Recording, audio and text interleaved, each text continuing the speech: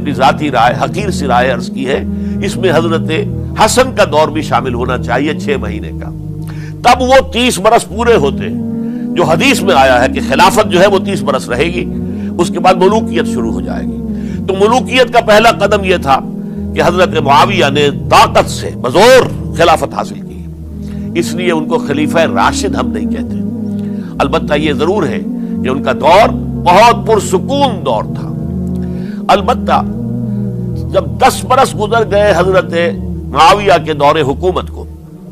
اب میں یہاں لفظ خلافت کی بجائے دور حکومت استعمال کر رہا ہوں، جو کہ خلافت راشدہ سے ذرا اس کا فرق واضح ہو جائے، تو اس وقت ایک اور صحابی، جلیل القدر صحابی مغیرہ ابن شعبہ رضی اللہ تعالی عنہ، وہ حضرت معاویہ کے پاس آئے اور انہوں نے یہ کہا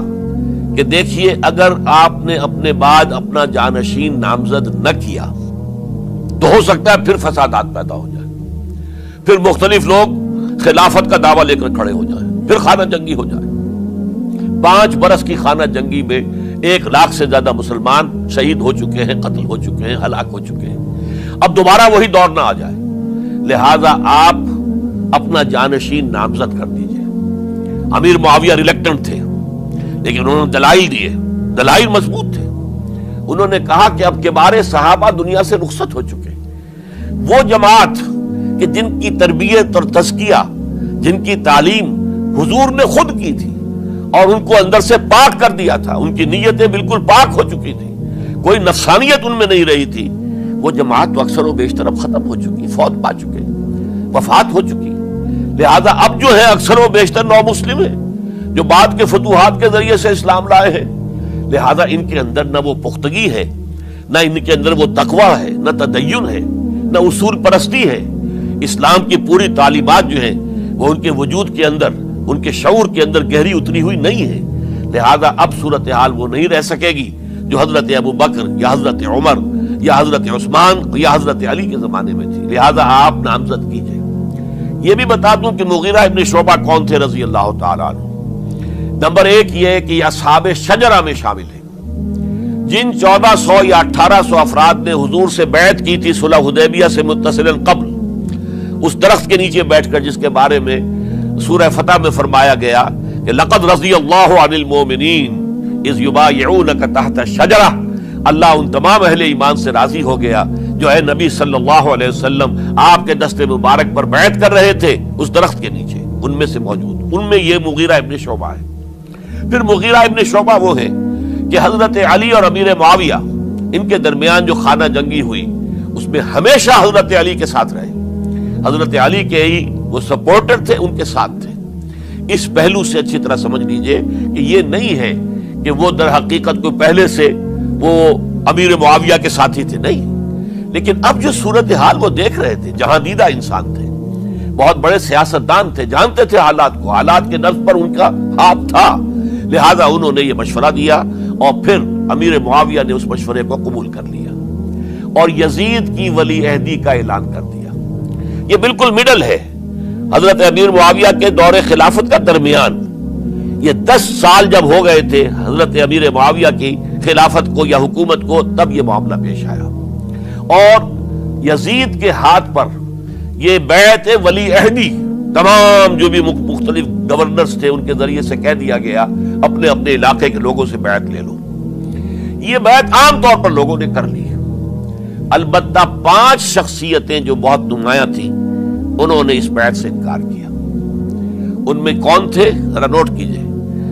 حضرت ابو بکر فوت ہو چکے، ان کے بیٹے عبد الرحمن ابن ابی بکر۔ حضرت عمر فوت ہو چکے، ان کے بیٹے عبداللہ ابن عمر۔ حضرت زبیر فوت ہو چکے، ان کے بیٹے عبداللہ ابن زبیر۔ حضرت عباس فوت ہو چکے، ان کے بیٹے عبداللہ ابن عباس۔ حضرت علی شہید ہو چکے، ان کے بیٹے حسین ابن علی رضی اللہ تعالی عنہم اجمعین۔ یہ 5 جو امت کے بہت بڑے 5 افراد کے گویا کے وہ چشم و چراغ تھے ان گھرانوں کے، انہوں نے انکار کیا، اور ان میں خاص طور پر عبد الرحمن ابن ابی بکر نے یہ جملہ کہا کہ تم چاہتے ہو کہ قیصر و کسریٰ کی سنت پر عمل کرو کہ باپ کے بعد بیٹا حاکم بن جائے، یعنی ایک قدم تو خلافت کا نظام پہلے ہی نیچے اتر چکا۔ مشاورت سے تو حضرت امیر معاویہ کا بھی جو نسب ہوا ہے وہ مشاورت سے نہیں ہوا۔ ایک درجے میں وہ جو اللہ تعالیٰ کے رسول نے عمارت بنائی تھی شاندار، اس خلافت کا جو سیاسی نظام تھا، اس میں ایک تو کڑی آ چکی زوال کی کہ ایک شخص نے طاقت کے ذریعے سے خلافت حاصل کر لی۔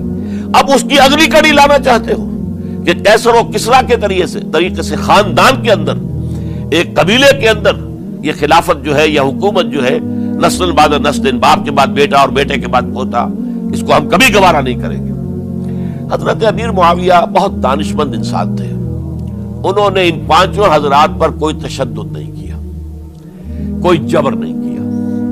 بلکہ رہنے دیا، ٹھیک ہے یہ بیعت نہیں کر رہے، ابھی تو بیعت ولی عہدی ہے، کوئی حرج نہیں۔ لہذا کوئی جھگڑا، کوئی